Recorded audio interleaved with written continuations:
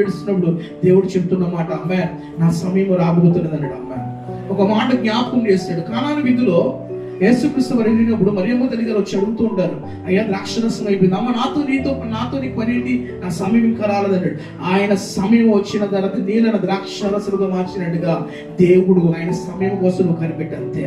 ఆమె బలిష్టమైన చేతికి దేన మనసుకులై ఉండి తగిన సమయంలో నువ్వు హెచ్చించబడినట్టుగా అమ్మాయి నువ్వు కొంచెం ఓపికపట్టు, ఆయన సమయం రాబోతున్నది. అమ్మాయి ఆయన సమయం వచ్చినప్పుడు నీ స్థితిగతులు దేవుడు మారుస్తాడు. అమ్మాయి నీ జీవితంలో ఎన్ని రుణాలు ఉన్నాయో అన్ని రుణాలు దేవుడు తెచ్చుతాడు. అమ్మాయి నీ జీవితంలో నువ్వు వాడబారని శ్రమతో ఉన్నావు, నీ జీవితంలో ఈ శ్రమ నా జీవితంలో ఉన్నదో, ఈ కష్టం నా జీవితంలో ఉన్నదో, ఈ దుఃఖం నా జీవితంలో, ఈ వ్యాధులను విడిచిపోయిన సంవత్సరాల నుంచి అనుకున్నాయేమో, కానీ నీ సమయం వచ్చేటప్పటికి అమ్మాయి ఆయన సమయం వచ్చేటప్పుడు ఇప్పుడు దాకా భరించడానికి నీ సమయంలో నేను స్వస్థపరిచే సమయం ఒకటి రాబోతుంది. అమ్మాయి నేను బాగు చేసే సమయం కూడా రాబోతుంది. అమ్మాయి నేను విడిపించే సమయం కూడా రాబోతుంది.